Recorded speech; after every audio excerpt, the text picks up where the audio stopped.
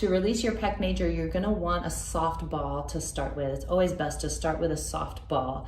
And you may also want a yoga block to use against the wall, especially if you have larger breasts or more tissue. It's gonna help to bring the wall to you and to your pecs. Couple things about working at the wall. The closer you stand to the wall, the less pressure in the ball. The further you step away from the wall, the more your body weight sinks into the ball. So it's real easy to shift the pressure in the ball. We're gonna work right in what I call the valley of the shoulder, the place where the rib cage starts to curve down and the head of the humerus comes into the socket here. We're gonna get right in that place. We're gonna work right at the edge of pec major here, and then just kind of circling around the chest. So I'm gonna start on the right side, bring the block to the wall, and then bring the ball to the block. And then step in and then see how that feels. Do you wanna be like right here, or do you want to slide the ball down and lean in a little bit further with your body weight? So just start with some circles and some breathing, circling your body on the ball. That gives you some information. It's gonna help you start hydrating those tissues. Number one thing to begin with is hydrating the tissues.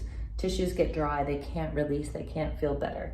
So just always starting some rolling with a soft ball, and then a little gentle rocking and rolling all around the area that you're gonna work. What that does, it starts to give you information. As all the protective tension in the tissue begins to release, you start to go, oh yeah, there's a special spot. Oh, that spot feels important. So we're circling all the way around, running along the collarbone. And then we're gonna work that edge of pec major. So you wanna get the ball right on the side. It's kind of this front flap of the armpit. That's your pec major. And we wanna go side to side on that. So just turning your body, getting that soft ball along there. You'll feel there's some tender spots in there. There's always some tender spots right in there. Has a strong pull, really brings that shoulder forward. So we wanna open that up. I found a tender spot, I'm gonna sink in. Now you have a couple options. When you're releasing your trigger points, you can just sink in and breathe, or you can sink in, breathe, and do a little bit of movement with the arms. You could slide your arm up and down the wall. You could even bring that arm kind of behind you a little bit. It's gonna make that point feel more exquisite. I'm gonna demo this on this back wall so you can really see what I'm doing here. Sinking in, maybe bringing that arm behind you, doing some movement, pinning that point, breathing, relaxing your jaw. And then don't stay too long on a tender spot. Right? We're trying to gain the trust of the nervous system. So you don't want to stay too long or push too hard on a tender spot. Your nervous system isn't going to like that. It's going to start contracting that muscle. So I just move the ball up a little higher. I'm right at this edge of pec major on my right side. And I'm gonna sink right into that upper edge. And I find a tender spot in there. So I'm just gonna take a few breaths here. Relaxing the body. Breaths to help the tenderness and the tension release out of your body. And then circling around again, moving.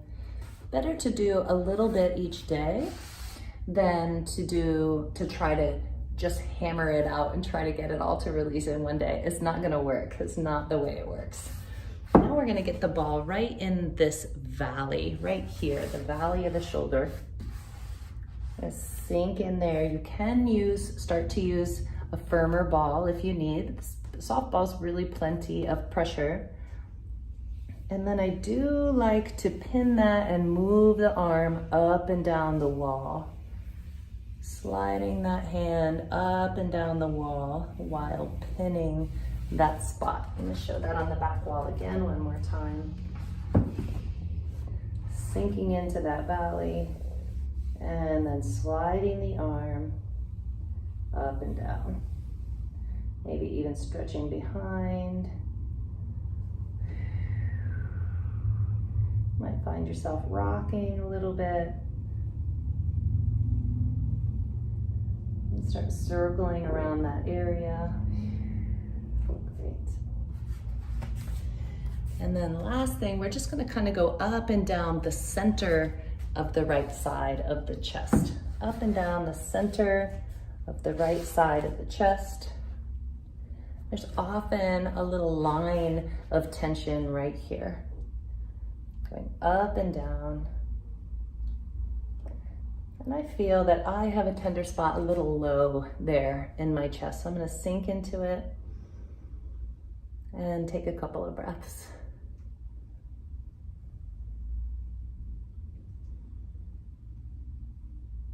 Sometimes there's so much protective tension around the trigger points that you actually have to do that soft rolling, sink in, and see what happens. Like check some different parts in your chest and see if something kind of opens up, because there might be a lot of protective tension. It might just feel real bumpy.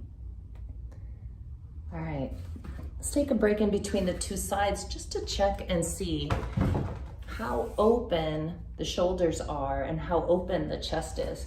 So I'm gonna just kind of stretch my arms back. I don't know if you can really see that, but my right arm goes, I'm not making that up, that my right arm goes many inches back further than my left. Just that little short practice, my right arm is able to go back several inches further. I've already really shifted my whole shoulder girdle on that right side. So now we're gonna do a little bit on the left, grabbing the ball, grabbing the block, and then coming back to now the left side. Put the ball on the block. Again, you can just do it right on the wall, but see how it smashes my nose into the wall. So you just get a little bit more space, especially if you're having neck issues. It might be hard to kind of keep your neck pulled back. So using a block or a box, really give a little bit more space for your face.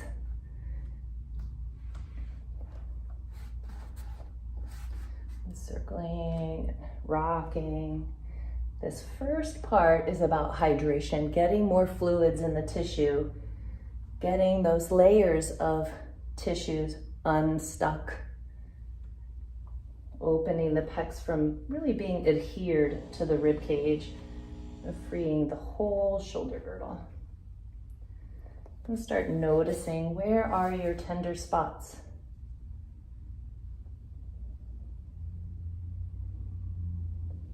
Breathing, circling around. So now we're going to go to that edge of the pecs. I'm just going to move my arm out of the way so you can see a little better. Going to that edge, pec major, kind of clunk clunk, feels a bit like a speed bump. Then I get right into that area. Oh yeah, that's tender.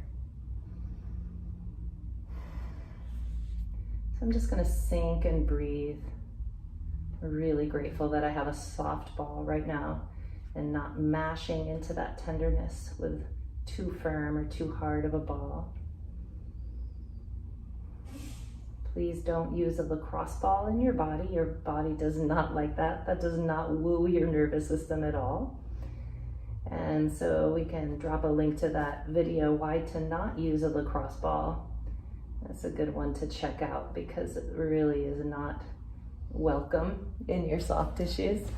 So now I'm going to move up a little bit and go side to side, just feeling into that edge of pec major. Freeing this edge really helps the pecs to totally soften. So I come in, I feel into that tender spot right there. Ah, yeah. Remembering you can do some movement. You can twist a little to find just the right angle. Make sure you're getting just the right spot. Maybe the arm opens back behind you. It's going to make it more exciting in that spot right there. Just staying a few breaths. Okay.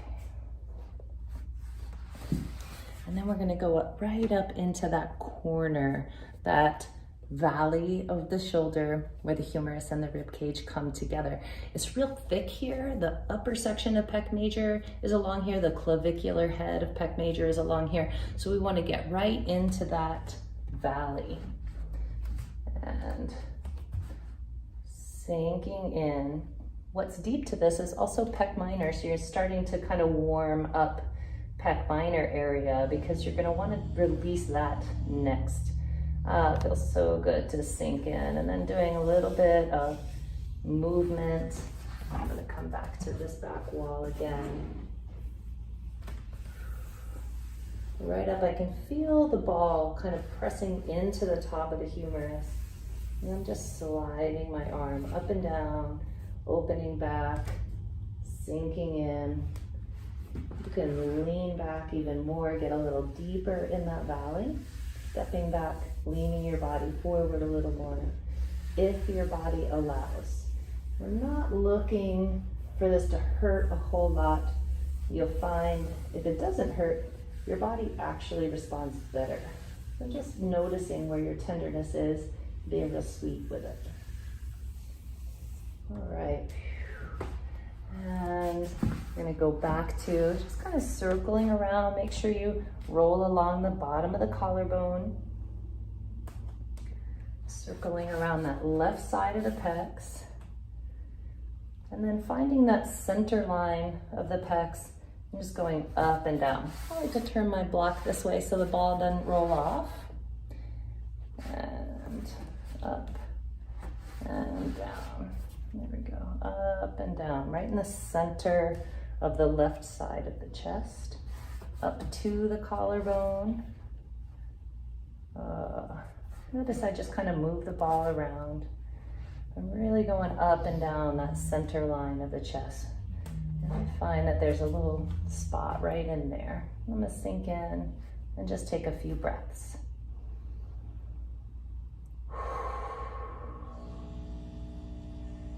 You might want to wiggle a little, breathe in your belly.